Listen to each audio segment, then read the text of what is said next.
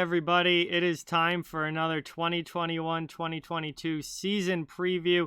And today we're going to be looking at our first Western Conference team of the offseason, the defending President's Trophy winning Colorado Avalanche, obviously coming off another great year last season. They tied Vegas for the league in points. They ended up winning on the tiebreaker, which was regulation wins. They were the President's Trophy winners last year. However, once again, they lost in the second round of the playoffs, and that has really become a trend now for the Avalanche and something that they're definitely going to want to buck this season if they can. They've had an interesting offseason. They were not really able to add a lot to the lineup this offseason. I think they kind of lost a little bit out of their NHL lineup because they had to re-sign Gabriel Landeskog and Cale Makar, and they used the money that they had to do that. So it's definitely been an interesting offseason. They've lost some key pieces. They locked up some key pieces in Makar and Landeskog. But I definitely think that Colorado is going to need some of their younger guys to step up if they're going to continue to reign supreme this season like they did last year. But let's get into it here. Before we start, I just ask you, please hit that thumbs up and subscribe. It helps out so much and is greatly appreciated. But let's take a look at last season. Like I said, they were the 2021 President's Trophy winning team. Best record in the league. Won the tiebreaker over Vegas. They went 39-13-4 last year, which was good enough for 82 points and first place in the West Division. Obviously, to win almost 40 out of 56 games is quite remarkable. They were without a doubt one of the best, absolutely one of the best, if not the best team in the league last year in the regular season. And, they were dominant at times, which was really, really good to see. Offensively, an absolute juggernaut, 3.52 goals for per game. Obviously, anybody scoring over 3.5 goals per game in the NHL, you are near, if not at the top of the league. Absolutely dynamite offense, and they were spectacular defensively as well.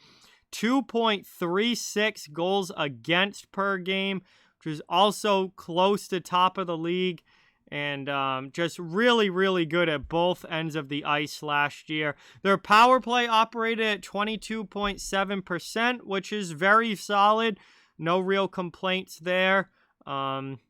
And their penalty kill was also very solid at 83.1% on the PK. So last year, they were just really good at everything. They were good in every facet of the game, and their record reflected that, and that's why they won the President's Trophy last season.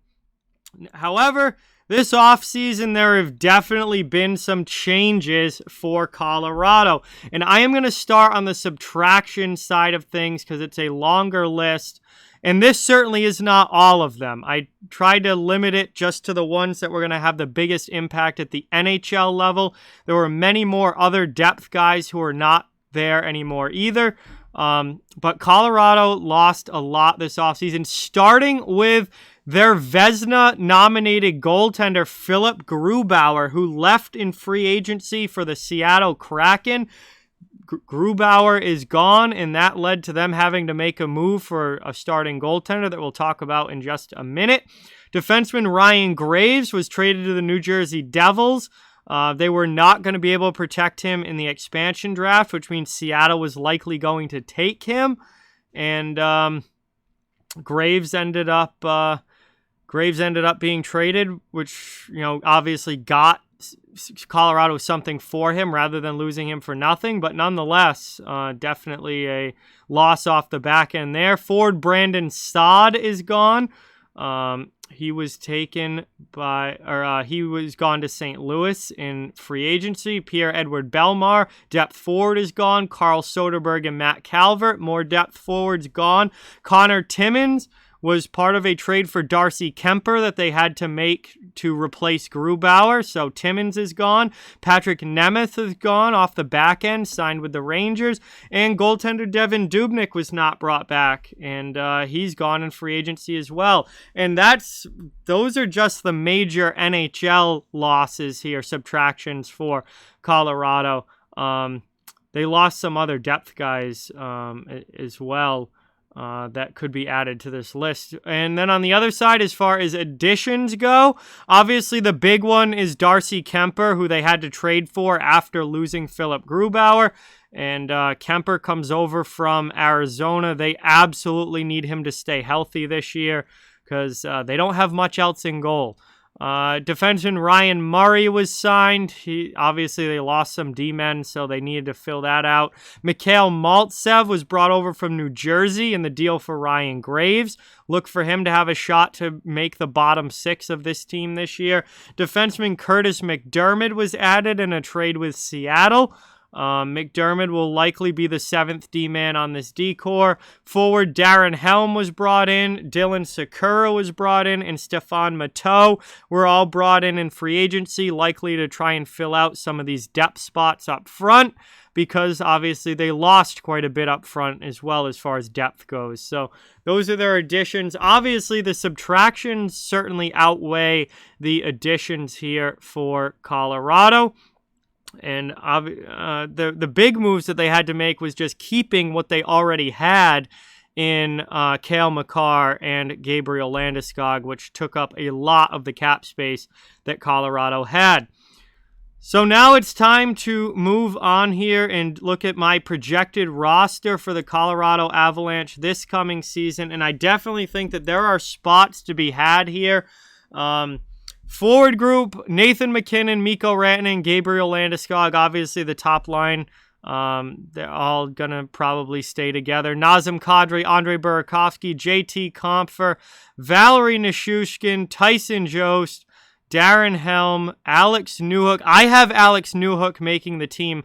Like I said at the beginning, they are going to need some young players to step up this year and play significant NHL roles. Alex Newhook is a guy that I think is going to get a really good shot to do that, and out of all of their young guys is probably the most NHL ready to be able to do that. Mikhail Maltsev, Kiefer Sherwood, Logan O'Connor. Now, there's no guarantee that guys like O'Connor or Sherwood make the team. They're going to be fighting for fourth line roles, and there are some other depth guys that I think could potentially beat them out in training camp there. Another thing I almost completely forgot, Jonas Donskoi, add him to the subtractions list for Colorado. Donskoi was taken by Seattle in the expansion draft, and that's another important winger, middle six guy gone out of this lineup for the Avs.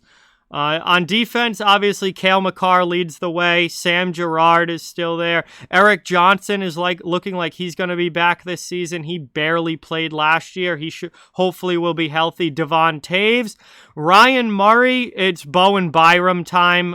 They, especially with the loss of Connor Timmins, they absolutely need Bowen Byram to be a regular in the NHL lineup this year. And Curtis Mcdermott, I think, is looking like your number 7th defenseman for this team.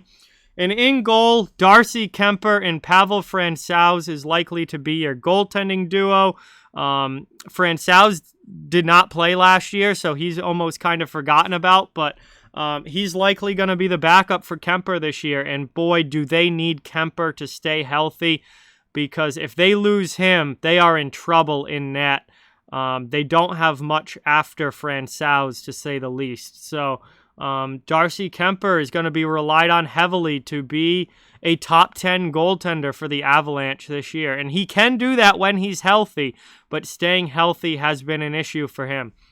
As far as depth goes, these are some guys that I think could possibly steal a roster spot to start the season, or certainly will be getting looked at to be called up if there are injuries or anything like that. Martin Kaut, former first-round pick back in 2018, he definitely has a chance to steal a roster spot. I think that Colorado is looking at him to be a guy that makes the team. It's time for them to start to get some production out of him. Shane Bowers in a similar situation where it's time for him to start making an impact. And, with what they lost this offseason up front, they're going to need some of these younger guys to step up. Sampo Ranta is a guy that not that many people may know, but he played at the University of Minnesota, was a point-per-game player with Minnesota last year. He got into the lineup for a couple of playoff games last season. But he's a guy that could possibly, I think he likely starts in the AHL, but definitely could get some NHL games this season. And then if you're going for more of a veteran route, Stefan Matteau and Dylan Sakura are a couple of forwards who are a little bit older, who are kind of, you could bring in like a bottom six role who could crack the lineup potentially, or at least fill in when people get injured. On the back end, obviously, I think that your top seven are your other guys that you have there. But Dennis Gilbert, Jacob McDonald, and Jordan Gross are all defensemen that will be on call-up alert. If anyone were to get injured, they would be one of those three would likely be the call-up. And I guess they could beat out Mcdermott or Byram for an NHL roster spot, possibly, depending on how the preseason goes. But I look at those three as more depth guys. And then in goal, they've got Hunter Miska, who really wasn't all that great last year. They have Johansson, who they brought in from Buffalo as well, but he struggled a lot last season. They really don't have much depth in goal. They need Darcy Kemper to be healthy all season long. And they need him to be a top 10 goaltender, because that is going to become a big problem for this team if he can't do that. Because there just really isn't much there. Francouz, I think, is a fine backup. But like I said, he missed all of last season. That's, you don't want him starting a significant number of games this year, I don't think. And then beyond him, they really don't have NHL level guys. So it's going to be an interesting year with this roster for Colorado. They've certainly lost depth. I think there's no doubt about that. They have lost depth this offseason, and that's going to be tested. That's going to be a test for this team this coming year. Are their top guys enough to overcome that loss of depth to keep them at the level that they were at last year, or do we see a slight step back from the Avs? That remains to be seen. But all in all, Colorado is a very interesting team this season. I definitely think they're still a great team. They're still a very, very good team. They've got incredible talent. They've got obviously some of the best players in the league with guys like McKinnon and Makar and Rantanen. I mean, we're looking at top guys in the NHL here. They're going to be a good team. There's no doubt about it. I just don't know if they're going to be at the level that they were last year, because they've lost some of that middle six. They've lost Saad. They've lost Donskoi. They've lost some of those depth fourth line type guys like Belmar.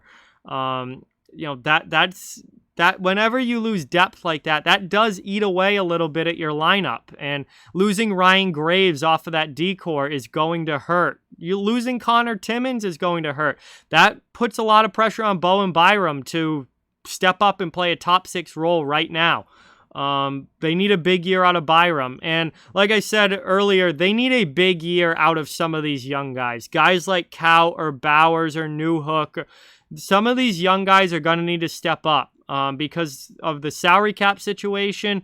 They were not able to keep everybody. They were not able to keep this entire team together that they had last year. And they're going to need some young players to step up and play bigger roles this year. And that, I think, is ultimately going to determine if Colorado is still an elite team, top three in the league, or if they maybe take a slight step back into more of just a very good team this year. There are definitely some questions. There are definitely more questions this year with their roster than what I had about them last year. So we'll see how it goes. Again, I still think they're going to be a very, very good team. And they could possibly, if Newhook steps up, if Kaut steps in and becomes like a third-line scorer, similar to like what Donskoi was able to do, then maybe they're the President's Trophy winning team again. It's not impossible. But there are definitely some questions about this group after the offseason that they had. So With that, like, comment, share, subscribe, follow on social media. All those links are down in the description. If you'd like to further support the channel, links to our Patreon merchandise store donation link and channel memberships are down in the description as well. Keep spreading the word about this channel. Let's keep this thing growing. Thank you so much for watching. Hope you enjoyed, and I'll talk to you guys soon.